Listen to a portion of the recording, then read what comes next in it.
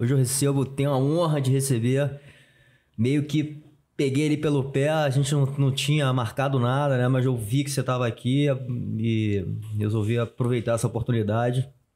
A gente já tinha feito online, mas acho que presencialmente é muito melhor, né? Estou tendo a honra de receber grande mestre Royler Gracie, talvez um dos maiores lutadores aí, pelo menos da minha geração, né? E, enfim, meu irmão, uma honra enorme estar te recebendo, a gente poder ter essa troca aqui sincera, olho no olho. Com certeza. Você falou que foi meio de surpresa. Realmente, foi bem de surpresa, né? Muito de surpresa. Falou, vamos agora, pô, pode ser agora de manhã. Tu falou, pô, agora de manhã? Pô, peraí, eu vou... 2 horas, não, tá 2, 3 horas, tô aí. Então a gente começa e faz. E aí realmente foi. Eu acho que quando é de surpresa, eu acho que é até melhor. Exatamente. Vamos lá, vamos ver o que a gente... Não tem roteiro, não tem nada, é só um bate-papo, cara. Eu acho que é isso que é legal, até porque fica uma coisa muito sincera e autêntica, né? Acho que até independente de a gente ter já feito certamente as conversas aqui vão ser outras conversas, né? E, de novo, assim, agradecer muito esse seu tempo. Eu sei o quanto o teu tempo é precioso. Inclusive, você chega no Brasil cheio de compromisso, mas você está colocando aí a sua energia aqui no meu projeto, cara. Eu fico muito agradecido e honrado por ter você aqui agora presencialmente. Muito obrigado. E até... A gente não falou aqui muito, a gente ia começar a falar, eu falei, pô, vou deixar para falar aqui durante a nossa conversa já gravando. Você partiu aí para uma grande aventura de sair com o carro lá de San Diego e chegar até o Brasil, mas foi interrompido aí no meio do caminho, parou na Colômbia, né? Se eu não me engano, foi a Colômbia. Isso. A ideia era vir desde os Estados Unidos, né? Vim descendo tudo, México, Guatemala. A gente passou aí por 7 fronteiras, né? Guatemala, a gente desceu, Guatemala, se eu não me engano, Honduras, Nicarágua, Panamá, Colômbia, né? A gente veio até a Colômbia. Na verdade, o carro chegou na Colômbia. Sim. Mas o maior perrengue que eu tive foi no Panamá para embarcar o carro, porque não tem estrada. Sim, né? Tem que cruzar de navio. Tem que cruzar de navio num container. E quando ele... consegui embarcar, né, depois de 3 semanas, uma burocracia também no lado do Panamá. O problema todo, eu não sei se é Central América, se é a América do Sul sofre um pouco com isso também. Eu peguei uma época de Covid, que é uma época muito difícil. Sim, mas eu acho que talvez tenha sido uma época legal para fazer esse tipo de aventura, né? Assim, de você sair um pouco ali, né, do dia a dia ali da cidade e fazer, porra, vou fazer uma viagem pelo... Totalmente diferente. É uma coisa inusitada. Não sei se você já fez alguma coisa desse tipo, nunca, né? Nunca. E a primeira coisa que veio na minha cabeça, a gente falando disso, é que é totalmente diferente a viagem. Quando você pega um avião e desce no aeroporto, né? E do aeroporto você vai para um hotel 3, 5, 10 estrelas. É maravilhoso. Sim. Né? Você não conhece o país, o que está na borda daquele país. É uma viagem completamente diferente você entrar pela fronteira de carro ou andando. E os países da Central América, da América do Sul, eles estão agonizando, cara. Estão muito ruins, tá passando fome. É uma coisa até triste de falar, entendeu? Acho que é legal esse alerta, né, cara? A gente ter, às vezes, essa consciência, porque até a gente estava falando aqui um pouco antes de começar, né, cara? Muita gente não conhece essa realidade. Né? Inclusive no nosso país, né? No Rio de Janeiro, a gente às vezes convive aqui num nicho, né? E que só vê coisa legal. Mas, porra, tem aqui do lado uma coisa um sofrimento muito grande. E acho que esse alerta é da gente olhar e tentar, de alguma forma, pensar. Acho que o brasileiro precisa, talvez, pensar mais em comunidade, né? Em se ajudar. Assim. 2 coisas que me chamaram muita atenção. Uma, de cara, é o ser humano, né, cara? A maneira como eu fui... como eu para passar em cada lugar, a dificuldade que se foi criada. E vou te falar logo de antemão, não dei propina para ninguém e ninguém me pediu propina. Né? Porque você fala, pô, esses países são corruptos, pedem propina. Não, os países são maravilhosos. Sim. O povo é que é ruim. O ser humano tem uma dificuldade muito grande, às vezes, de ajudar o próximo. Sim. Então, essa dificuldade eu senti muito. Uma coisa que eu escutei muito do meu pai, todo cara que trabalha pelo qual é pago, não merece um tostão do qual ele recebe. Então, o que isso quer dizer é que quando ele trabalha só para ganhar aquele dinheiro que ele está ganhando e não está querendo fazer mais pelo que ele pode fazer, ele não merece o tostão do que ele recebe. E eu vi muito isso, talvez por causa de repartição pública, né? Que você chegava num lugar, na grande maioria das fronteiras, você chegava, o sistema estava caído, você chegava, o cara falava, não, você tem uma copa, eu preciso de 2. Aí tu ia fazer a copa, quando tu voltava, o cara falava, não, precisa de 3. Aí tu voltava com a terceira, o cara tava tomando um café, era hora do almoço. E fala, agora eu não vou te atender, é hora do almoço. E aí você fala, cara, e quando você voltava de novo para ser atendido depois do almoço, outro cara já te atendia, fala, não, só precisa de uma. Então é uma coisa que era totalmente desencontrada as informações, ninguém se entende.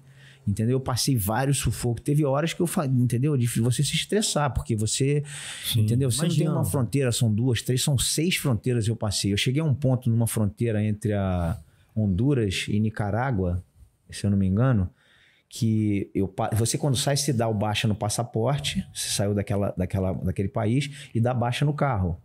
Sim. Quando você entra na outra, você dá a entrada e você dá a entrada do carro. Quando eu tava já saindo na Nicarágua, o cara virou para mim e falou, pô, cadê o teu PCR? Eu olhei para ele e falei, cara, tem a carteira da vacina, eu sou vacinado, tenho as 2 doses. O meu amigo que estava comigo também. Aí ele falou, não, você tem que ter o PCR. Eu falei, pô, esses caminhões todos estão passando aqui, tá escrito aqui que não precisa. Eu falei, não, você precisa. O cara encrencou com a gente de uma maneira. Eu tava no meio das 2 fronteiras, são 200 metros de passagem, e você não tem como voltar para uma e nem para outra. E aí eu falei, caramba, eu liguei para um cara que era um cara que tinha me ajudado, um despachante na borda anterior. E aí o cara falou, pô, dá um minutinho. Aí o cara falou, ó, vai fechar às 8 a fronteira. Isso eram 5h40. Eu tinha que sair dali, ou seja, eu tinha que dar baixa no meu passaporte de novo, dar entrada no outro, né? Saída e entrada no outro país de novo. Eu tinha que voltar tudo para trás. Aí o cara falou, pera só um instantinho. Aí o cara, 15 minutos, falou, tô passando aí para te buscar. Eu falei, mas tu vai passar como? Eu tô no meio da fronteira? Eu falei, eu tô indo aí te buscar. O cara entrou no meio das 2 fronteiras de táxi, me pegou, a mim e o meu amigo, levou a gente para fazer o teste. E o carro ficou no meio? O carro ficou parado no meio. No meio tem o quê? Tem gente vendendo bala, vendendo sorvete, vendendo churrasquinho. Entendi. Tem um monte de boteco ali entre os 2 países que não é ninguém, é no meio. Mas o cara não podia estar entrando no meio, eu não podia ter saído e ter voltado. Então ele foi lá, eu fiz o teste PCR, voltei, cheguei 15 para as 8 para poder passar na borda. Quando eu mostrei o teste, o cara nem olhou o teste, cara. Então tu fala, caramba, cara, tem umas coisas que você... Pô, será que sou eu? O cara quis encrencar. É o poder que essas pessoas têm. Sim. De falar, não, volta pro final da fila. Fala, não, mas já tô no final da fila. Não, fala, anda mais uma casa então. Você fala, você nunca tá certo, você nunca tá... As coisas não funcionam, entendeu? Eu vou te falar que eu comparei o Brasil a esses outros países. Para mim, o Brasil é Suíça. Com todo o problema que a gente tem aqui. As pessoas não têm ideia o que esses outros países estão passando. É muito fácil a gente falar, pô, o Brasil tá com problema disso. Realmente, o Brasil tem muito problema. Sim. E eu acho que a gente tem que resolver o nosso problema aqui dentro. Sim. E quando existe uma comparação do Brasil com esses países menos desenvolvidos, até no mesmo nível, né, que são 3, 4, né, querendo andar para frente e para trás, é uma coisa. Você querer comparar o Brasil com um país de primeiro mundo já complica também. A gente tem dificuldades aqui internas que tem que ser resolvidas. Mas isso é uma coisa que eu sofri muito na viagem. E a outra coisa, essa foi uma das coisas ruins que eu vi. E a coisa boa que eu vi foi que o jiu-jitsu e o nome da família me ajudou muito. Aonde eu passava... Isso deve ser muito animal. Porque eu já falo, inclusive, aqui muito nas conversas, que o jiu-jitsu, né, é uma... Ele é quase um passaporte, né, diplomático. Porque, porra, você vai entrando nos países... Eu mesmo, cara, eu não tenho um nome no jiu-jitsu, né? Mas os caras reconhecem, às vezes, fisionomia, orelha e tal, e começa uma conversa ali, às vezes, com o cara da alfândega, né? E várias outras coisas. Você chega, às vezes, numa cidade que você não conhece ninguém e tem uma academia e você faz um contato, porra, meu irmão, ali você vai ser bem recebido. Então, o jiu-jitsu realmente... é uma porta de entrada, né? E é um passaporte para o mundo, cara. Eu vou te falar hoje, é uma coisa... Eu fiquei muito impressionado com isso. Eu tive várias situações que as pessoas do jiu-jitsu me ajudaram muito. Eu tive uma passagem na Nicarágua, quando eu entrei na Nicarágua, que eu fiz um comentário, eu fiz um post no Instagram. Aí chegou um carro da polícia no hotel que eu tava. Eles bateram lá, falaram, pô, nós estamos...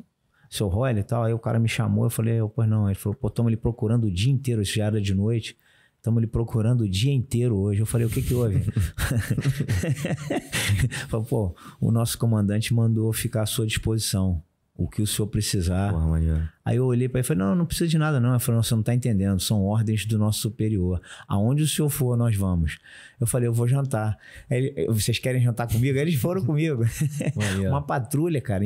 Aí, pô, eu falei, ó, amanhã de manhã, eu, infelizmente, tô indo embora. Eu tô indo para Nicarágua, Honduras, não, El Salvador. Eu tava indo, não sei se para Costa Rica. E aí eles falaram, não, a gente vai te acompanhar até a borda. E eles foram 4 horas de viagem, cara. Me fazendo uma escolta até a borda. E chegou na borda, os caras me passaram na borda. Aí eu falei, mas por que isso, cara? Ele falou, pô, o nosso chefe da polícia gosta muito de jiu-jitsu e gosta muito da família.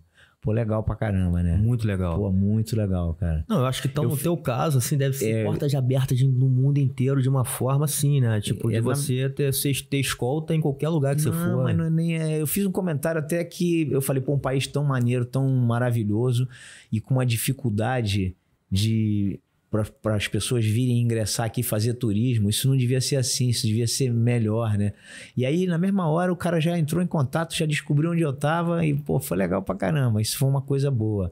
E outra também foi eu saindo, a minha viagem, na verdade, foi fazendo surf, foi fazendo aula de jiu-jitsu, foi conhecendo os lugares. Esse foi o grande propósito da viagem, né? Esse foi o propósito da viagem. E surfando, que eu acho que você é um amante, a gente pode até falar um pouco disso, né? Um amante do surf e poder passar ali de alguma maneira ali pelos lugares e fazer os workshops. Eu tive, por exemplo, na Guatemala, não tinha nada programado, tipo 24 horas antes, o cara falou, pô, sei que você tá vindo por aqui, você não quer fazer um seminário? Eu falei, pô, faço. Aí marcamos muito rápido. E eu cheguei na Guatemala, a fronteira terrível também, mas um país maravilhoso. E eu fiquei com pessoas lá que são alunos de um dos meus alunos, que é os Valentes, né? Legal, do Joaquim, do Pedro, do Guilherme. Legal. E acabei visitando uma das academias, eles foram comigo para vários lugares, conheci o país, foi muito legal. E quando eu fui embora, tinha um cara de Honduras que estava lá no seminário. Ele falou, porra, eu tô indo embora daqui a 2 dias. Ele falou, eu encontro vocês na borda. Eu falei, mas você mora quanto tempo? Eu tô a 12 horas daqui, mas eu vou encontrar você na borda. E o cara foi lá na borda, cara. Quando eu saí da Guatemala e entrei em Honduras, ele tava lá me esperando. Se não fosse esse cara... Ele ajudou a fazer. Ele ajudou muito, porque o sistema caiu, o cara pedia documento daqui e dali. A gente demorou, com a ajuda dele, a gente ficou umas 6, 7 horas nessa borda. Só pra tu ter ideia, só pra passar, porque o sistema tinha caído. Enfim... O pessoal do jiu-jitsu se une muito. Sim. E é um passaporte pro mundo, cara. Eu fiquei muito impressionado com isso. E as pessoas se ajudam muito. A gente legal. tem uma comunidade, eu falo muito isso, assim, a gente tem uma comunidade muito legal, né? Assim, que, como você falou, se ajuda aí. Eu acho que uma outra coisa é um hub de networking, né? Porque se eu não tenho acesso a você, talvez... Tem um amigo que vai ter. Assim que a gente, né? Através do John, através do Felipe Gama, do Carlos, enfim, a gente foi criando a conexão, né? E a gente consegue chegar até umas pessoas e, às vezes, entender que nesse meio, porra, a gente tem médicos, a gente tem, enfim, policiais, a gente tem, porra, assim, pessoas que são mestres em outras áreas e que podem se ajudar. Né? E se ajudam, na verdade, isso acontece mesmo. Principalmente quando é um esporte que é um esporte do bem, né, cara? E as pessoas estão... Entendeu? Aquela filosofia de que o lutador ele é brigão, é bagunceiro... isso não condiz com o atleta, né? Sim. Isso aí é um caso à parte. Isso tem tudo que é esporte, a gente não pode negar. Sim. Mas essa comunidade do jiu-jitsu ela é muito forte, cara. Ela é muito forte. Me impressionou muito isso nessa minha viagem, porque eu tô fora do meu país, que não é nem no Brasil. Hoje eu moro nos Estados Unidos, mas eu não tô nem nos Estados Unidos e nem no Brasil. Eu tava em países totalmente que eu não tenho conexão. Sim. Eu tava jantando uma vez no Panamá, o cara me viu também. Falou, se veio, eu sou o dono do restaurante. Eu falei, tudo bem, pô, comida maravilhosa, até um restaurante chamado Vespa. E aí ele falou, pô, você não quer dar um seminário na academia de jiu-jitsu aqui? Eu olhei pra ele e falei, eu nem conheço ninguém aqui do jiu-jitsu. Não, aí na mesma hora ele falou com o cara já falou comigo e marquei também para 3 dias depois do seminário. Caramba, legal pra caramba, maneiro, muito legal, muito. E eu acho que a gente tá passando essa cultura, né, que envolve, eu acho que essa coisa da comunidade pro mundo, né, assim, acho que se a gente for falar até da cultura americana, eu ouço às vezes, né, uma galera que já tá lá falando o quanto a gente acaba levando essa energia, né, que eu acho que o brasileiro tem, falando da parte boa, né, da cultura brasileira ou até latino-americana, de ser um povo mais quente, enfim, que tem essa coisa da troca, de falar, de se agarrar e tudo mais, né, de uma forma assim muito... enfim, que faz parte do nosso dia a dia, né? E a gente tá levando, a gente tá exportando essa cultura, né? Junto com o jiu-jitsu, né? Que eu acho que é uma coisa muito boa. Eu acho que quem é de fora acaba percebendo isso, né? E acho que é uma cultura que a gente tá exportando. É um calor humano, uma coisa que existe 100% no Brasil, né? Principalmente os países da América do Sul, Centro-América também, as pessoas são bem calorosas. Sim. Na América, menos. Eu moro lá, as pessoas são muito você lá, eu aqui. Mas isso muda com essa relação do jiu-jitsu, como você falou, isso está mudando muito. Esse negócio do abraço, da você chegar, da risada, da piada, isso tudo, né? É o nosso sistema. E isso eles estão se adaptando bem, cara. Eu vejo muitas academias, pessoas muito felizes, porque é um divertimento, você tá ali para relaxar, para esquecer os problemas, as tuas dívidas, né? Sim. Então, isso é que é gostoso. Mas a gente, aí voltando agora para a história, já que a gente falou um pouco da história, né? Assim, a gente teve a gente, de certa forma, herdou uma cultura que veio do Japão, uma cultura oriental, e colocou isso na nossa cultura, né, brasileira. E acho que seu pai, como seu tio, né, foram pessoas que, de certa forma, fundaram, né, e eu acho que agregaram muito da cultura brasileira, né, e desconectaram um pouco dessa cultura oriental para realmente formar o que a gente vê hoje como jiu-jitsu brasileiro, né, assim, é brasileiro mesmo, né, a partir do momento que principalmente o Hélio, né, que levou aquilo ali para frente com toda a valentia dele, enfim, ele descaracterizou um pouco desse lado oriental e trouxe para essa cultura brasileira. Não, 100%. E por isso, né, falar do jiu-jitsu brasileiro, né? 100%. O meu pai falava muito, né, cara? Você, para ser meu aluno, você tem que ser meu amigo. Como é que você consegue dar aula para uma pessoa que você não tenha, né, não tem nada com aquela, né? Tem que ser teu amigo. Então, antes dele ser teu aluno, ele vai ser teu amigo. Você tem que ter um relacionamento com ele, né? Porque se você não bate, a coisa não funciona, ela não vai fluir. Sim. Então, é mais ou menos por aí. E essa coisa que você está falando também, talvez o jiu-jitsu seja uma ferramenta de sensibilidade e percepção energética, né? Que talvez outros esportes ou artes marciais não tenham, né? Assim, da gente sentir logo, né? O que o cara precisa, o que o cara tem, qual a energia do cara, né? E até pra gente poder, de alguma forma, ajudar, né? Ou tirar do cara o melhor e talvez trabalhar alguma deficiência. Tá aí uma coisa que você tá falando. Quem que treina jiu-jitsu ou que treina qualquer arte marcial não se viu treinando e fala, vamos fazer aquele soltinho, de repente tá mal os dois pés. Aí tu falou, pô, pensei que era soltinho. E a energia, às vezes, de um e de outro não é a mesma. O teu soltinho pra você, às vezes, não é o mesmo que o meu. Né? E aí a gente tem que se entender, falar, gente, vamos mais devagar aí, porque senão vai sair fogo aqui. Pois é. E, de novo, trazendo um pouco para essa coisa da cultura brasileira, né? Porque eu tô muito hoje interessado também na história, né? Do jiu-jitsu, por que teve essa coisa cultural e até essa ruptura, né? Isso é um questionamento, assim. Quando que acontece essa ruptura de falar, eu não vou mais seguir tanto a linha oriental do judô, né? E vou seguir agora daqui para frente o que eu acredito. E principalmente, eu acho que, lógico, o Carlos Gracie teve uma influência muito grande, principalmente na parte da filosofia, assim, eu entendo.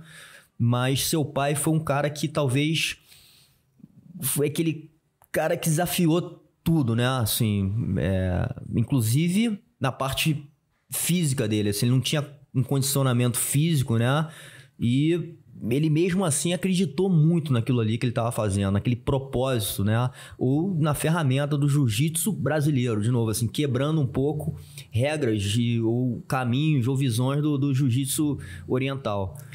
O Carlos Gracie é o patriarca da família, né? Primeiramente ele era, depois passou a ser o Hélio. Eu me identifiquei muito com o Hélio. Não que o Carlos, para mim, é o mentor. Meu pai sempre falou isso. Você teve uma relação com o Carlos também, assim, pouca, muito próxima, não? Pouco, tive. Mas quem eu via no tatame todo dia de kimono era o meu pai. Entendi. Porque eu tinha direto... É uma figura que marcou muito. Marcou muito, porque eu tinha aula com ele, eu estava com ele. O Carlos eu via menos. Mas o que eu escutava do Carlos muito era do meu pai. Sim. Falando, o que o Carlos falar, eu faço. O que ele mandar, eu faço. Então, era uma coisa que eu ficava até meio... falando. Parece que era teleguiado. O meu velho era Carlos Gracie 100%. Entendeu? Hora nenhuma ele fala, não, ele falou isso tá errado. Eu nunca escutei ele falar isso. Legal. Ele estava sempre certo. Tem um valor importante da lealdade, né? A filosofia, respeito, exatamente. E eu vendo isso, talvez me fizesse com que eu seguisse as normas também, que é a norma do velho Hélio Gracie, entendeu? Sim. E, como eu te falei, é uma pessoa que eu vi muito no tatame. Eu tive aula com ele. E o respeito por isso é muito grande, né? O cara tá de kimono o dia inteiro comigo ali. É uma coisa, porra, meu pai, sim, meu ídolo, né? Então, esse, não só o respeito, mas o negócio de você tá à vontade. Você tá em casa. Você tá em casa, literalmente. Sim. Entendeu? Mas já essa relação com seu pai, né? Acho que a gente até falou isso na primeira conversa, mas ele era um cara muito rígido, assim, muito em cima da disciplina, tem que ser dessa forma, enfim. Não, ele era rígido. Porque falam, né, que ele era um cara mais... Não, mas era rígido quando tinha que ser, cara, mas era tranquilo também, entendeu? É aquele negócio, faz certo, faz uma vez. Se fizer errado, vai fazer de novo. E aí não reclama. Sim. Né? Eu não sei se eu contei já isso aqui para vocês, mas a primeira vez que eu me vi como professor, que eu tinha 13, 14 anos, eu virei para ele e falei, pô, pai, eu quero ser professor. Ele falou, tem certeza? Eu falei, quero. Era um domingo, a gente estava em casa, batendo papo, vendo televisão. Ele falou, então amanhã, segunda-feira, você aparece na academia às 7 até o meio-dia. Depois você tem 2 horas de almoço, você faz o que você quiser, de 2 até a hora que o último aluno sair da academia. Eu, na mesma hora, eu falei, pô, vou dar aula na academia meio expediente, o outro meio expediente eu vou pegar onda, vou pra praia, né? E quando eu falei com ele isso, eu assinei um contrato de 35 anos. Então você vê que é uma coisa que mudou a minha vida. Eu achei que eu ia ficar na malandragem, pegar só meio expediente de trabalho, não tem esse negócio, ou é ou não é. Sim. Então o velho me botou numa doutrina que... E o meu primeiro emprego na academia queria ser professor, é o Roller Gracie, é o Gracie. Sim. Não, eu fui limpar banheiro. E a primeira vez que eu cheguei para fazer isso, o velho falou, ó, tá mal feito, faz de novo. Eu me lembro de ter limpado 3 vezes ou 4 vezes seguida o banheiro, porque eu não fazia direito. Mas eu só fiz isso uma vez. Na outras vezes eu já só fiz uma vez, eu aprendi. Então, é aquele negócio do malandro, do brasileiro, que gosta de fazer a coisa mais ou menos. Sim. Isso com o velho não existia. Então, e acho que a relação... do pai para filho nesse momento, às vezes é difícil, né? Muito. Porque você não sabe se ele tá te aliviando ou não, pelo contrário, ele tá sendo mais duro porque teu filho, né? Não, eu cheguei a pensar isso algumas vezes, falar, pô, por que precisa ser tão duro comigo assim? Eu sou o dono da academia também, eu sou o Gracie, né? Sim. E não tem nada disso, você é igual a todo mundo. Entendeu? Então, isso me fez uma coisa que me ajudou a entender que hoje eu limpo banheiro melhor do que qualquer um. Né? E aprendi, depois vai evoluindo, aí vai pro tatame, vai dar aula, vai ser assistente. Sim. E a vida segue, entendeu? E não foi nada demais. Você sempre entendeu que você seria um lutador e que viveria disso, né? Assim, de certa forma, ou você achava que poderia ir para outro caminho? Eu tinha uma responsabilidade aí de seguir, né, o legado, enfim, da família. Nunca fui obrigado, nunca foi uma coisa determinada, né? Eu sempre uma coisa que eu gostei, eu gosto muito, eu me identificava muito em estar todo dia na academia, porque tu tá de pé no chão, uma roupa frouxa, né, folgada, sim. Né? Então você faz o que você quer, você é o dono do teu trabalho. Isso te facilita muito a tua vida. Você pode fazer os teus horários. E isso era uma coisa que aos poucos eu comecei a tomar mais gosto e comecei a me interessar. Mas no começo mesmo, não tinha essa ideia. Eu achava que eu ia fazer isso meio expediente, o outro meio expediente eu ia fazer outra coisa. Queria ser surfista, queria ser o que fosse. Entendeu? Mas não é. Hoje eu fico muito satisfeito de fazer o que eu faço. Eu gosto do que eu faço. Então, quando eu me dedico a estar dando uma aula, eu estou dando aula de corpo e alma.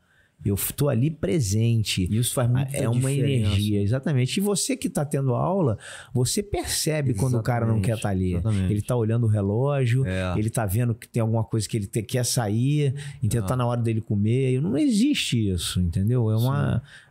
Você está ali para atender o teu cliente. Ele tem que sair dali satisfeito. Isso era uma coisa que era uma norma do meu pai, entendeu? Mesmo a gente morando no Brasil, que é um país que é terceiro mundo, Sim. né? Quarto mundo, que seja, ele sempre imprimiu, ele falou, olha, o cliente tem sempre razão, entendeu? O banheiro tem que estar limpo, a toalha tem que estar limpo, você tem que estar com penteado, você tem que estar com o kimono limpo.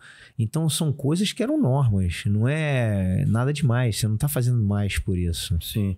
E que época que era essa, quando você fala 13, 14 anos, você começou a dar aula?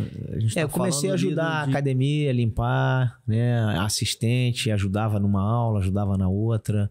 Isso é 13, 14 anos. Eu nasci em 65, 75, em 80, anos 80. Os anos 80.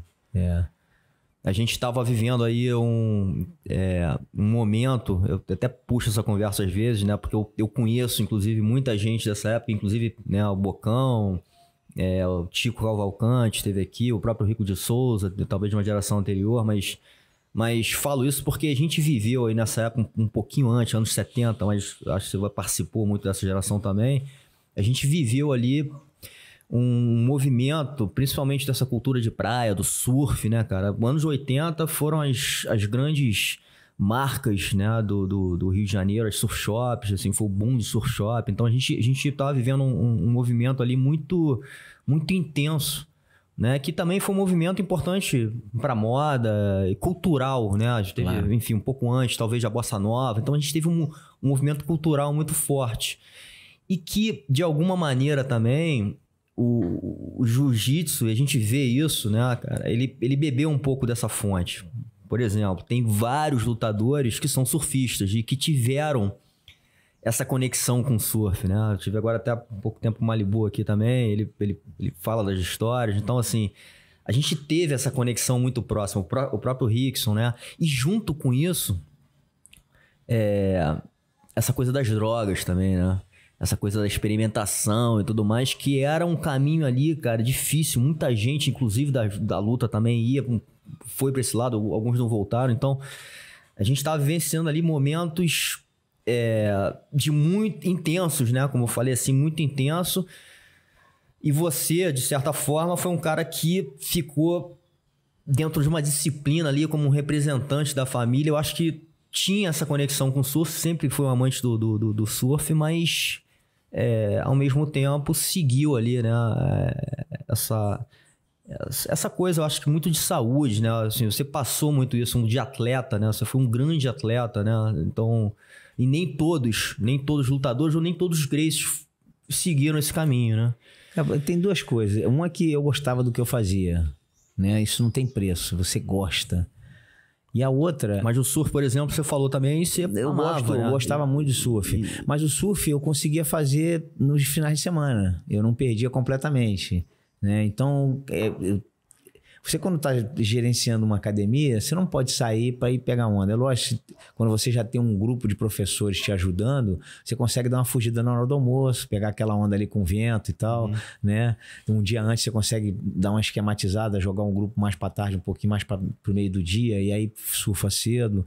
Mas a prioridade é o jiu-jitsu. A minha profissão é professor de jiu-jitsu. Eu não sou surfista. Então o surf passou a ser a lazer, né? Sim. Todo cara que mora perto do lazer e longe do trabalho, ele vai se comprometer um dia. Pois é, então essa disciplina, que talvez seja uma coisa muito importante. Eu sempre morei muito perto do trabalho. Porque eu queria estar ali todo dia, eu vivia aquilo. Eu tomava café, almoçava e jantava jiu-jitsu. Né? Então é uma coisa que vira prazer. Sim. Eu gosto de estar ali. É uma escolha que você fez. É uma escolha que eu fiz. Eu gostava de treinar, eu gostava de ver posição, eu gostava de, entendeu, rever as coisas, o que está acontecendo, quem está fazendo isso, o que estão raspando assim, o assado. Sim. Então, você querer estar ali te ajuda muito. Eu deixei muito de sair para festa para poder treinar no dia seguinte, entendeu? Mas isso dava prazer. Eu sabia que se eu fosse sair, o pessoal, todo mundo gosta de beber. Eu nunca bebia. Eu nunca fumei, entendeu? Nunca? Nunca, porque é uma coisa que não bate. Pra mim, não bate, entendeu? Não que eu não quisesse, até tive amigos, pô, vamos lá e tal. Mas eu falava, cara, eu vou beber hoje e amanhã como é que eu faço pra treinar? Sim. Então eu nunca cresci o olho para esse tipo de outro mundo, entendeu? O meu mundo é o jiu-jitsu, era ser atleta, eu gostava do que eu fazia. Hoje tu vai falar, e hoje, olha, tu bebe? Eu também não bebo. Se eu beber, eu tranco a porta da minha casa e ninguém vê que eu bebi. Então você nunca vai saber que eu bebi. Não, mas eu não bebo, então eu fico feliz com o que eu faço. Isso é muito importante, né? Muito importante, talvez o mais importante, que é o que você falou da paixão, né? Que você sempre teve pelo negócio. Porque eu acho que até a própria, essa coisa de, mas e a rotina, mas não sei o que, isso não são coisas chatas que vão sendo desgastantes. E nem tudo é pra sempre, né, André? As coisas mudam. Total. Né? Eu tava numa época que eu era competidor, deixei de ser. A tua vida ela vai tomando outro rumo. Você vai tendo prioridades diferentes. Você escuta coisas, você amadurece de outra forma. Né? Eu vejo hoje a minha vida... A coisa mais importante para mim hoje é meu tempo, por exemplo. Rickson falou isso também na conversa. E o Rickson falou isso pra mim. É engraçado que as pessoas vão amadurecendo e vão falando isso, né? Então a gente é um sinal importante pra quem tá vindo das gerações pra se ligar logo nisso. Exatamente. Os grandes mestres falam isso. Eu escutei o Rickson falar isso pra mim talvez há uns 40 anos atrás, cara. Uns 30, 40 anos atrás. É mesmo? E eu falava, pô, esse cara é meio egoísta. E hoje, logo depois eu comecei a entender. Hoje não, mas logo depois eu comecei a entender o porquê. Porque realmente, se você vai num lugar, você vai num médico, por exemplo, e o médico faz você esperar 2 horas, 1h30, esse médico, esse doutor, né, ele tá roubando o teu tempo. Sim. E esse tempo nunca mais ele volta. É verdade. E a gente não consegue... Quanto mais velho, menos tempo você tem. E a gente não realiza isso, cara. Nesse tempo, eu podia estar dando uma corrida, eu podia estar deitado na minha cama, fazendo o que eu quisesse com a minha filha, né, com a minha mulher. E você não tá, você tá lá esperando, ele tá roubando o teu tempo. Eu vi muito isso nessa minha viagem, nesse período que eu tive no Panamá e na Colômbia para mandar e para tirar o carro. Então tem uma hora que você fala, cara, não dá mais, entendeu?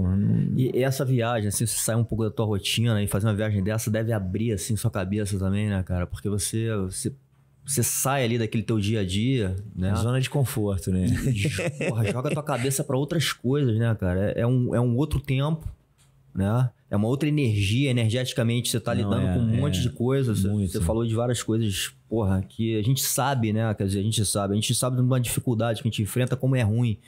Mas, enfim, de coisas boas também, como a cultura, os próprios picos de surf que talvez você tenha, não sei, a gente não falou muito sobre isso, mas talvez tenha encontrado pelo caminho ali, surfado altas ondas. Então aquilo ali te abre ali uma... Uma viagem dessa, eu acho que são 3 coisas. 2 coisas muito importantes. É a disposição, né? É o teu contato, você ter o contato que você tem, que eu não esperava que eu fosse ter. A ajuda, né? A disposição, que você tem que ter um pouco de sangue no olho para fazer isso. Muito, porque você sai, como você falou, você sai da sua zona de conforto. Totalmente. Você podia estar em casa, tranquilão com sua família, e você, vai passar perrengue dirigindo horas, vai dormir em lugar ruim, não vai comer na hora que você quer, talvez. E não vai comer o que você gosta de comer. Exatamente. E a última, eu acho que o dinheiro ajuda, mas ele não resolve tudo. Porque a ajuda que você tem das pessoas é muito mais do que o dinheiro. E a tua disposição é muito mais do que o dinheiro também. Sim. No final do dia, né? Essas 2 coisas são muito melhor, mais eficientes que o dinheiro. O dinheiro ajuda, né? Você pode dormir num hotel melhor. Então, às vezes, nem hotel bom tem. Vocês dormiam no carro também? Assim, dormimos uma vez no carro, mas a maioria das vezes foi hotel. O carro tinha já mapeava assim, os lugares para ver onde vocês vão. E teve algum problema assim de carro quebrar, algum graças perrengue a Deus, desse tipo? Assim? A gente furou o pneu uma vez e foi Mazatlán, chegando lá no final no México já. Mas foi tranquilo, rapidamente a gente parou num lugar, o cara trocou, foi bem tranquilo. Legal. E na Guatemala também a gente teve uma ajuda lá dos Valentes mais uma vez, que nos levou, deixamos o carro na oficina, o cara tinha uma oficina, e aí a gente aproveitou para trocar o óleo, calibrar os pneus, fazer troca de pneu, o que foi legal pra caramba. Isso aí, essa ajuda é um negócio bem legal. Deixou o carro na oficina. E aí que a gente vê, né, cara, como você falou, o quanto... Essa coisa de ter amigo, quanto isso é valioso na vida, né? E talvez uma das coisas mais valiosas que a gente tem também é a gente ter uma amizade, né? A gente ter pessoas que que nos valorizam, enfim, essa troca é sempre muito importante. Eu viajei com um amigo, cara, de 72 anos, né? Pô, o cara... Ele mora lá em São Diego também, não, ele mora no Brasil. Ele mora no Brasil, mas tem residência nos Estados Unidos. Pô, o cara foi super casca grossa, meu irmão. Porque aturar o Roller não é fácil, não. E a gente até falou isso, porque vira um Big Brother. Não, porque não é. Cada um tem uma ideia. Eu sou muito rápido, eu sou muito, entendeu? Agilizo, eu quero fazer as coisas tudo rápido. E ele era mais calmo, entendeu? Mas foi uma coisa sensacional. Porque isso é outra coisa. Você conviver com um cara, uma 24 horas dentro do carro, cara. Cada um tem sua mania, tem seu jeito de lidar com as coisas. E o cara, pô, muito tranquilo, muito bom, cara, de viajar. Pô, me impressionou, entendeu? A gente passou uns perrengues junto que... Tinha uma hora que dava uma estressada, mas é uma coisa normal, cara, entendeu? É ser humano, normal. Mas foram quase 2 meses, a gente ficou 1 mês e meio, né? Até ao final das contas que o carro tá na Colômbia e a gente falou, tá na hora da gente abandonar o carro por causa disso. O nosso tempo é mais importante do que o carro. A gente não vai conseguir chegar pro Natal, não vamos conseguir chegar pro Ano Novo. Deixa o carro aí, depois a gente dá um jeito. Mas vocês estão pensando em pegar o carro e continuar? Qual é agora o plano? Não, eu não vou ter tempo para fazer isso agora. Ele também não. Então a gente vai ter que se dividir. Então não tem condição de eu dirigir sozinho da Colômbia para o Brasil agora, não dá. E eu não vou ter tempo para fazer isso nos próximos 8 meses. E eu não posso deixar o carro lá. A gente está tentando repatriar o carro para os Estados Unidos, que o carro é americano, né? Então a gente está tentando ter um armador, que na verdade é o Ricardo Alvarez, que viajou comigo, eu não falei o nome dele. O Ricardo tem um amigo que é um armador italiano, que foi quem indicou a gente a companhia. Ele está ali brigando lá com a companhia para ver se consegue repatriar o carro para os Estados Unidos. Tá de uma grande ajuda também, mas não depende dele, cara. A inoperância da companhia é muito grande. Mas vai ser o que tiver que ser. Quem manda é o homem lá de cima. Exatamente. Bom, já que a gente comentou aqui deles, né, dos Valentes aqui algumas vezes, e eles foram assim, eu tive a relação com eles também desde... de pequeno, porque a gente estudou junto, né? E eu acompanhei o trabalho que eles fizeram. E eles tiveram também muita relação com você e a relação com seu pai também, né? Inclusive, até jogando um spoiler aqui, a gente está pensando em fazer algumas coisas juntos, de fazer um documentário sobre essa jornada deles. E eles montaram um negócio, cara, com base nisso tudo que eles tiveram, né? De informação, de cultura, né? De toda a criação deles, eles montaram um negócio surpreendente, é uma referência. Eles não são, talvez, dentro do universo esportivo do jiu-jitsu tão conhecidos, mas quem conhece o trabalho deles, né? Eu acho que quem é mais ligado na essência do jiu-jitsu conhece. Pô, é fenomenal o trabalho que eles fazem, né? E com certeza teve ali, como eu já falei, inclusive, assim, uma mão sua ali muito grande. Eles sempre falaram de você, sempre falam de você e falam também muito do seu pai. Cara, os irmãos são um fenômeno, né? O pai, uma pessoa maravilhosa também, já se foi. O doutor Pedro, muito amigo do meu pai, né? E os garotos são, o Pedro, o Guilherme e o Joaquim são como se fossem irmão pra gente também. Eles são, eu digo o seguinte... O que eles têm hoje, né? Nós estamos em 2022, eles estão na versão 2025, eles estão adiantados no tempo. Para mim, a academia deles é a melhor academia do mundo. Né? A melhor academia do mundo. Animal. Vivendo de você falando isso, um cara que tem você conhecimento... não visitou e ninguém visitou ainda, eu recomendo visitar, porque realmente é uma estrutura excepcional. Desde lavanderia, limpeza, organização, eles são muito bons no que eles estão fazendo. E são 3 irmãos fazendo a mesma coisa. Dá cobertura pro outro, um ajuda o outro. Então, a gente não tem uma pessoa trabalhando sozinha em uma academia. A academia é bem grande, eles têm os 3, tem mais alguns auxiliares que ajudam.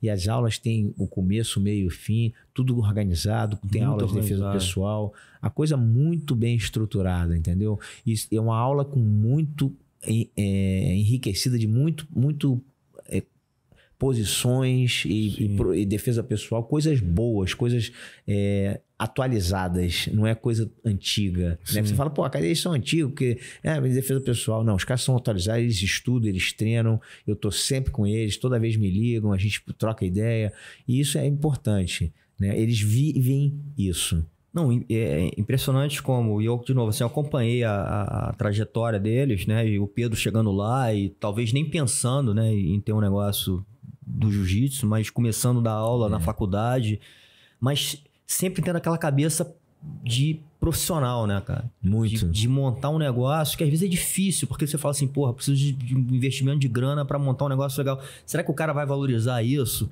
E no final a gente vê que valoriza, né? Não, valoriza. Você vê, eles têm muitos alunos, viraram hoje uma referência, inclusive, para pessoas que querem entender mais de defesa pessoal, querem entender mais sobre a filosofia do jiu-jitsu. Os caras viraram uma grande referência, e uma grande referência como gerenciar uma academia. Vou além. E como saber da história também. Eles estudam estudiosos, a história. São muito estudiosos. Tem uma biblioteca lá dentro. Exato. Não, eles sabem tudo. Às vezes eu tenho dúvidas, eu tenho que ligar para eles. Entendeu? Realmente, os caras eles estão com a evolução desse comportamento de academia, profissionalismo, aula começa, termina, tudo muito bem organizado. E o conhecimento a fundo do que eles estão fazendo, entendeu? Isso é muito legal, é muito bom. E são garotos novos, são com vontade de fazer gostam de fazer o que eles estão fazendo, querem estar ali, né? Fazem um atendimento maravilhoso. Eu acho que esse é o tipo que eu recomendaria a um professor de ser professor. Mas de certa forma, e por isso que eu puxei essa conversa aqui com a gente, porque de certa forma bebeu isso muito de vocês, né? Do seu pai, muito do meu pai, e de você também. E agora indo até para a sua associação, também ela segue, né, um protocolo ali muito bem estruturado, né? Assim, a Gracie Humaitá é uma associação grande que carrega essa essência, essa filosofia, né? E não deixa se perder, né? Assim, é uma coisa que, enfim, muito profissional também. Né? A coisa mudou muito, né, cara? A gente saiu de 20 anos atrás, que era aquela época que todo mundo usava o teu nome, abria academia e botava, e acabou isso. Né? Hoje a coisa tá virando um pouco mais profissional. Você, para abrir, você tem que falar com o diretor, quem é o dono da academia, né? Você tem que ter uma conversa, você tem que fazer um curso, né? Você tem que usar o kimono, você tem que ter... Tem gente que não permite nem kimonos mas mesmo coloridos. assim, tem muita academia que não segue muito isso, né? Assim... Tem umas que estão sozinhos, mas tem uma hora, e as que são... A maioria das academias grandes hoje já estão tendo essa plataforma. Eles estão tentando se organizar desse jeito. Porque tem que ter o kimono, tem que ter um currículo de aula, né? Tem que ter um cara que é o mestre, que é o cara que delega essa função, ou que pelo menos está ali coordenando essa função, né? Os professores, eles têm que vir fazer curso, né? Não adianta o cara falar, o cara abrir uma academia, você dá onde? Eu comecei a treinar tem 10 anos, então tá, pode abrir. Não é assim que funciona, né? Não dá. Não é que nem você abrir um quiosque, né? E mesmo um quiosque que você abra hoje, o cara tem que fazer várias coisas para poder ter aquele... Tem que ter permissão, tem que ter isso, tem que ter aquilo. E até curso também, acredito. Enfim, eu acho que esse lado empreendedor também, que acho que a família teve, né? Acho que seu pai já teve essa visão, né? De criar uma metodologia, né? De criar talvez essa coisa de ter um uniforme, enfim, de ter uma disciplina e de ter uma organização organizada. Mas que isso foi se perdendo, né? A gente teve uma geração aí que eu acho que teve um boom ali, talvez nos anos 90 ali, que o negócio foi crescendo de uma maneira que ficou meio confusa, de academias, enfim, não tinha muito essa organização. Talvez brotava academia em tudo quanto é lugar, tinha essa coisa de briga, meu irmão, porque o jiu-jitsu realmente era uma coisa muito eficiente, era uma arma. Você dava uma arma pra uma pessoa, o cara aprendia um pouquinho e já sabia. Né? Você não acha que talvez por causa das competições, todo mundo tá querendo competir muito, então isso se perdeu um pouco. E agora a coisa tá voltando de novo, como tem que ser. Eu concordo com você, mas eu acho que isso se deve muito à competição. A competição hoje, ela se reorganizou, elas melhoraram. Você vê hoje a IBJJF fazendo o campeonato com 12 áreas. E a luta começa e termina na hora. Você tem um schedule, um horário que você vai lutar. Tá muito organizado. Se você voltar no tempo 20, 30 anos atrás, você chegava de manhã, você não sabia que você ia lutar. Você ia lutar 7, 10, 8 horas da noite. Então, né, isso aí é uma coisa que houve uma melhora. Eu cheguei várias vezes cedo, só ia lutar à noite. Tu fala, caramba, cara. Entendeu? Você ficava o dia inteiro lá esperando. Aí chegava às vezes e o tatame estava sendo montado. Eu, na minha época de criança, eu fui lutar no Melo Tênis Clube. Os caras estavam carregando o tatame, aí descarregando do caminhão. Eu vivi essa época, entendeu? De estar montando o tatame, eu ia jogar bola. Moleque, eu ia jogar bola lá na quadra do Melo e os caras montando o tatame. Daqui a pouco meu irmão ia lá me chamava, moleque, vem, vai lutar agora. Aí eu vinha correndo, lutava, voltava pro futebol. Era essa, mas passava o dia inteiro no clube. Hoje em dia isso não existe, né? Você tem uma plataforma muito melhor, tudo muito mais organizado, né, cara? Você chegou a falar da evolução, né? A gente realmente hoje tem uma confederação muito organizada, né? Mas a gente passou ali por momentos, como você falou aí, difíceis, né? Mas faz parte também talvez da evolução, né? Pra gente chegar nesse ponto. E até uma conversa aí que próprio com o Damian eu troquei um pouco sobre isso. Fala assim, o jiu-jitsu deve ir para as Olimpíadas ou não, e ele fala assim, eu acho que não, porque eu acho que ele tá num momento legal, organizado, eu acho que se ficar olímpico, ele talvez vá perder um pouco, ele vai ter que ficar muito objetivo e às vezes perde um pouco dessa nossa eficiência, inclusive da evolução, né? Eficiência talvez na parte de arte marcial, né? De defesa pessoal e enfim, como talvez o karatê ou o próprio judô, né? Que talvez quando vai... Eu até questionei isso agora com o Flávio Canto. E ele fala realmente, cara, quando tiraram ali a coisa de catar a perna, ele fala, porra, isso pra mim foi uma besteira, porque é uma coisa que faz parte, né, de uma luta, né? Você não trabalhar parte de baixo, você não poder quedar segurando a perna do cara, né? A gente tá tirando ali uma parte talvez importante de um cara que não vive só do esporte, né? Qual a tua pergunta? A minha pergunta é, o que você acha em relação ao jiu-jitsu ir para as Olimpíadas, virar um esporte olímpico, ou até, né, ele não virando também, esse crescimento do lado esportivo, o quanto isso desconecta da essência, entendeu? Existe uma visibilidade muito grande no jiu-jitsu na Olimpíada, né? Sim. Ele vai dar um boom pro mundo inteiro. Já tem hoje? Já tem. Mas o Fábio Gurgel, desculpa te interromper, porque quando você fala isso, o Fábio Gurgel fala assim, porra, mas tem que tomar cuidado com isso, porque a gente não vai poder ter as academias como a gente tem hoje, porque vai existir uma federação que é mais acima, não sei o quê, enfim, isso aí comercialmente também não é tão bom. Não entendi muito essa visão dele, mas enfim, entendi que tem uma coisa aí de confederação quando virou a Olímpica que talvez limite um pouco mais. Bom, isso eu não tenho entendimento disso, mas pelo que eu vejo, é que cria uma visibilidade maior, né? Para o mundo inteiro. Sim. Né? Se eles vão controlar a minha academia, eu acho que isso não vão. Eles não vão ter como controlar a minha academia. Da agora em diante, então, é olímpico, não pode isso, você tem que fazer isso. Não tem sentido. Eu acho que não. Se for por esse caminho, realmente é impossível virar olímpico. Porque como é que eles vão controlar as academias todas no Brasil e no resto do mundo? Então, eu não sei se eu tô falando besteira aqui, eu não tenho entendimento disso. Não, mas talvez, disso. então, também não sei aonde não sei direito, né? Mas talvez essa confederação vai ter um controle maior sobre talvez as coisas da graduação, o que pode, o que não pode, enfim, que vai de alguma maneira afetar. Porque hoje, a gente inclusive, eu não sei se é bom ou ruim, a gente tem uma certa liberdade, né? Como professor de dar faixa, e aí você não pode mais dar faixa. A gente tem umas coisas que não são assim, uma declaração se tá certo ou errada, tem até essa coisa de botar a banda para um lado ali, do lado esquerdo, enfim, tem várias questões, né? Do tempo, se o cara pode receber a faixa antes dos 8 anos, não pode, né? A faixa preta, no caso. Então, tem um monte de questão que fica em aberto, assim, né? Não tem ninguém falando, é assim que tem que ser, né? Ou existe um exame de faixa, talvez como até o judô existe ali, que você tem que saber certas técnicas para passar para cada... Enfim, o jiu-jitsu pode ser que tenha que ter, né? Enfim, não sei se é isso, né? A minha visibilidade é que vai ter um boom muito grande, mas é uma coisa que tem que tomar um pouco de cuidado também. Eu concordo com o teu pensamento, concordo com o pensamento do Fábio. Eu acho que a gente não pode perder as rédeas do que a gente já tem, né? Sim. Então, o jiu-jitsu olímpico é uma coisa até inusitada. Eu torci muito para que fosse olímpico. Hoje em dia eu já estou mais deixando a onda levar. Eu não sei se é tão bom, mas eu gostaria de poder ver o jiu-jitsu na Olimpíada. Legal. Então, e dentro desse tema, né, como segunda pergunta,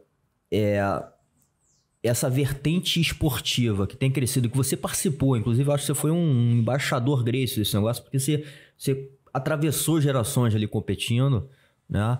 E você acha que essa vertente esportiva, ela pode ser, para uma nova geração, uma coisa que afaste da essência, que afaste o jiu-jitsu como na essência, dos fundamentos do jiu-jitsu, como defesa pessoal, enfim, ou ser realmente uma arte marcial que traga valores para a vida e que talvez só no esporte isso seja uma coisa pequena, né? Assim, não tão profunda, né?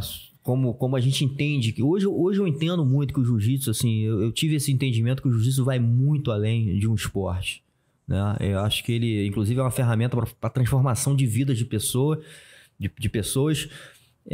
em todas as áreas, né? Na área familiar, assim, o cara, nas relações familiares, nas relações profissionais, né? Do cara se conhecer, é quase uma jornada de autoconhecimento, né?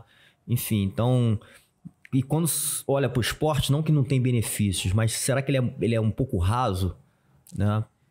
O jiu-jitsu como esportivo, eu acho que a gente tem que tomar cuidado, porque se eu for só esportista, se eu sou atleta só, né, eu não estou me preocupando com a minha defesa pessoal. O jiu-jitsu no todo, ele vai sempre te melhorar como pessoa, ele vai sempre te fazer você ter uma autoestima boa. Eu acho que independente de ser esportivo ou se seja defesa pessoal, mas eu acho que eles tinham que caminhar junto. Exatamente. Eu a vida inteira, eu não só treinei para ser lutador de campeonato. Eu treinei para aprender a me defender. Muito pelo contrário, meu pai nunca falou para mim que eu ia ser campeão. Ele falava que você tem que aprender a se defender. E campeão passou a ser uma consequência do que eu estava fazendo. A medalha, a outra consequência. Sim, né? sim. Então, as pessoas hoje entram numa academia para ser campeão. E isso aí não pode. Eu acho que você procura uma arte marcial, a primeira ideia de você procurar uma arte marcial é no propósito de se defender, de melhorar a tua autoestima, de melhorar você como pessoa, de fazer uma ginástica. Sim. Tudo isso está embutido dentro de uma caixa. Exatamente. Né? E a gente não pode perder essa essência. Se a gente não pode se preocupar muito com o campeonato e ter atletas maravilhosos e, de repente, esse atleta ele não está preparado para o dia a dia. Exatamente. Né? Eu acho que hoje o cara, para ser um faixa preta, ele tinha que ser completo. Ele pode ser competidor? Pode. Ele não precisa competir. Mas ele tem que saber a defesa pessoal. Sim. Isso a gente já discutiu isso em vários outros temas. E as pessoas falam, jiu-jitsu é defesa pessoal. Não, jiu-jitsu não é defesa pessoal. O jiu-jitsu de competição é uma coisa. Né? Eu já me peguei várias vezes o meu pai olhando para mim e falando, pô, você tá muito tranquilo aí treinando, né? Eu falei, eu não entendi, eu olhava para ele falava... Eu falei, pai, o que você quis dizer com isso? Eu tô falando que você, toda vez que você treina, você parece que você tá dando o teu rosto pro cara bater. Se você começar a pensar numa vida real, começa a proteger o bíceps dele, começa a ver onde é que você tá deixando o teu rosto, não deixar o rosto na direção da mão dele.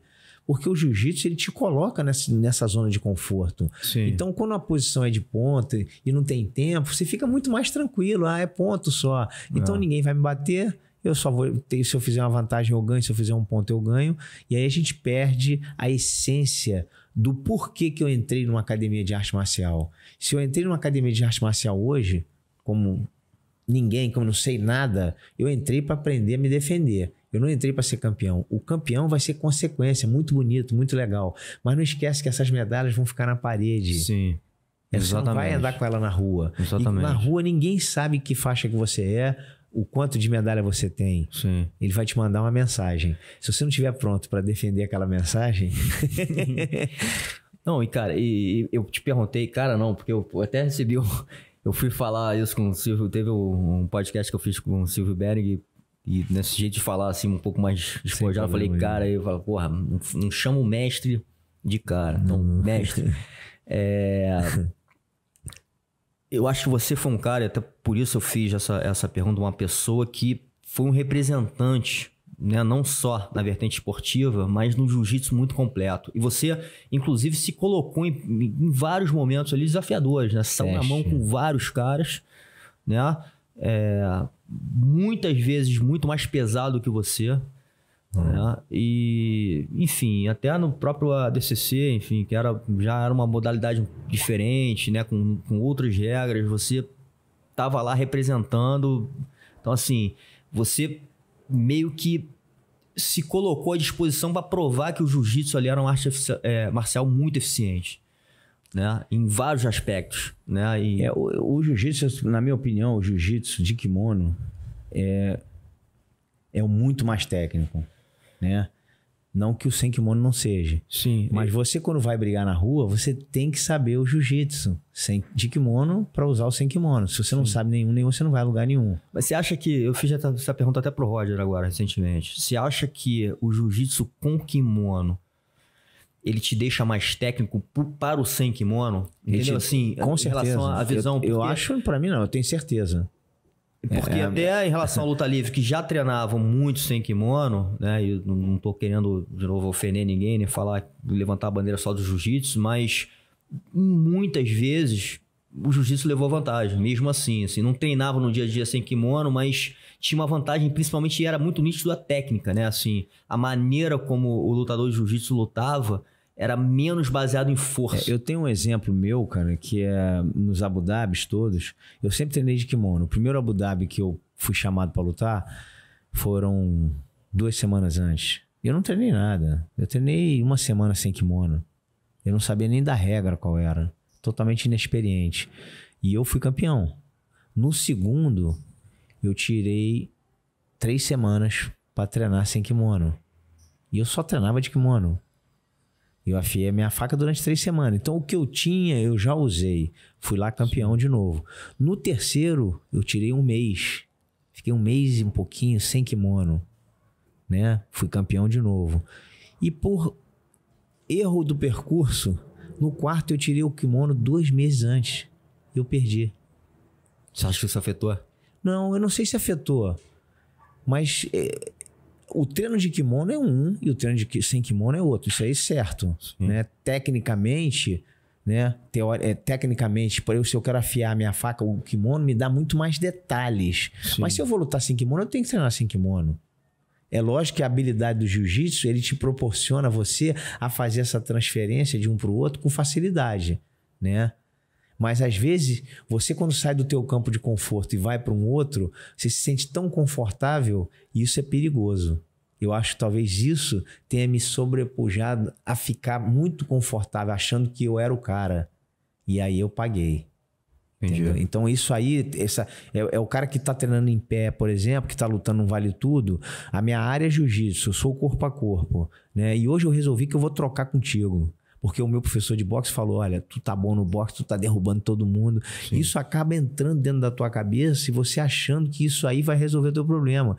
Enquanto que você deixou o teu lado forte, que é o jiu-jitsu, porque você ficou escutando, ele ficou te martelando, falando que você é bom no boxe. Sim. E aí acaba você trocando o soco com o cara e deixando a tua parte mais forte de lado. Isso acontece muito, né? Muito. A gente vê isso muito no MMA. Na conversa com o Damian, ele mesmo falou assim, eu deixei de lado o jiu-jitsu no momento. E eu comecei a perder. Se dedicou.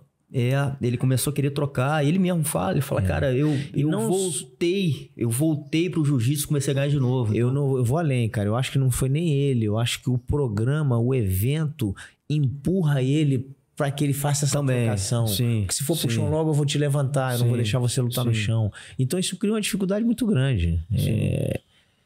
Os atletas de ponta, cara, eles estão sempre se adaptando. Você não sabe a regra, você aprende. Você não aprendeu, você melhora. Você melhorou, você lapida. Então a regra é fundamental. A gente sabia tudo na regra. Então quando você começa a aprender a regra, eu tanto falo que o meu último mundial era o que eu tava voando baixo, porque eu sabia tudo da regra. Eu brincava com o juiz, com a torcida.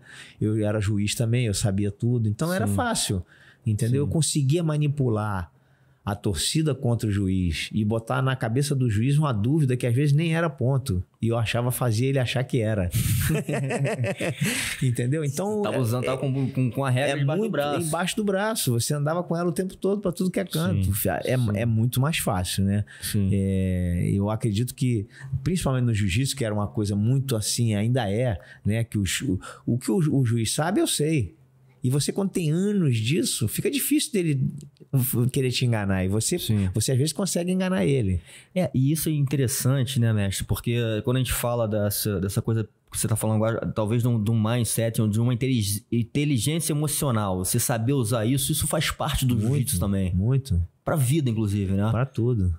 Você saber usar isso, né, durante, porque indo até para um lado, assim, que é uma questão também, eu acho importante, né? Você foi sempre um cara, assim, com um peso, talvez um dos gritos mais leves aí, né? E se colocou, meu irmão, a teste.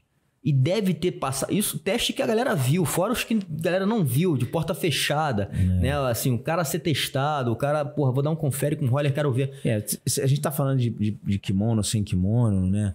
E eu tive um ano em 99, 98, 99, que foi um ano bem forte pra mim, porque eu fui campeão carioca, fui campeão pan-americano, fui campeão mundial de kimono. Lutei um campeonato no meio, lutei um campeonato do Abu Dhabi. Aí fui campeão mundial de jiu-jitsu. Daí depois no final do ano lutei com Sakuraba. Então foram 3 eventos completamente diferentes. Completamente diferente a regra.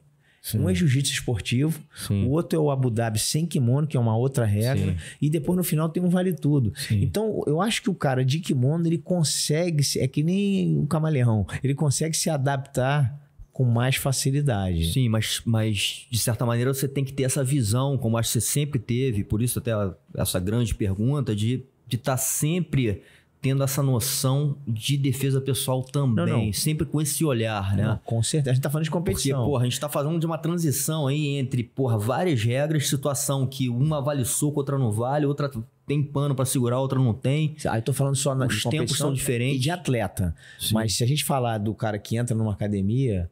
A visão é dele entrar para se defender. Eu não conheço ninguém que foi visitar uma academia de arte marcial pela primeira vez e falou, eu vou entrar aqui porque eu vou ser o campeão mundial. Você pode até falar isso, mas o professor vai botar você no cantinho, vai fazer devagarinho ali o rolamento, vai aprender a fugir o quadril, volta na aula seguinte, repete isso. É um beabá. Então, aprende a defender um soco, a dar uma queda de cintura. A coisa é bem devagar, é bem pausada. Você não entra rolando com todo mundo. Não dá. Mesmo por mais que você queira, não dá. E quando você começa a fazer isso, você fala, pô, será que eu tô no lugar certo? Porque assusta um pouco.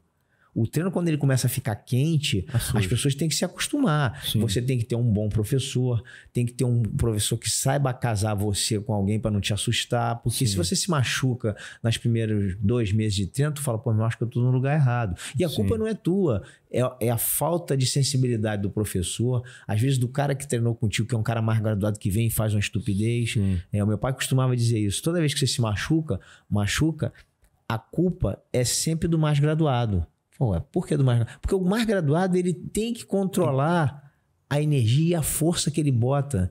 Ele não tem que culpar você que não sabe. Você é um faixa branca, tá chegando, entendeu? A culpa é do mais graduado. O mais graduado é sempre ocupado. E eu olhava aquilo e falava, pô, realmente é verdade. Porque o graduado é que tem que dar linha para ver como é que a coisa funciona. Ele que dá as cartas, não é o menos graduado. Né? E começa a trabalhar aquilo que a gente falou, talvez da sensibilidade, do cara começar também a usar um aspecto que seja importante, né? Que não é só técnico, mas começar a sentir, ver, pô, com esse cara que eu vou mais leve, vou entender um pouco mais o aluno. Na certeza de que o esporte que a gente faz, eu acho que é a melhor cachaça do mundo e é o melhor lugar para você ficar bêbado. Muito animal, muito animal. Muito bom. Mas só nesse papo de defesa pessoal aqui que eu me interesso muito também, né? E acho que você, como a gente falou aqui, transitou muito em tudo e até hoje. Acho que dentro do programa, da sua associação, tá lá. O programa de defesa pessoal tem para todos, né? Para mulher, para criança, todo mundo tem que ter. E você hoje, inclusive, na América é um policial, né? Você tem... A gente estava falando de como você é reconhecido também. Os policiais hoje te reconhecem não só a ferramenta do jiu-jitsu como uma coisa muito eficiente. Na verdade, eu dou o meu tempo para eles, né? Eu não trabalho como polícia e nem quero isso para mim. Nem quero estar com esse esquema, mas... O jiu-jitsu, como a gente falou, tem o jiu-jitsu de kimono, o jiu-jitsu sem kimono esportivo, tem o jiu-jitsu para vale tudo, tem o jiu-jitsu de defesa pessoal, que é tudo dentro de um jiu-jitsu. E tem um jiu-jitsu que muita gente desconhece, que são técnicas para o cara controlar, para o policial controlar a própria arma, que é uma coisa que o Royce, o Rorion, alguns irmãos trabalham muito nos Estados Unidos.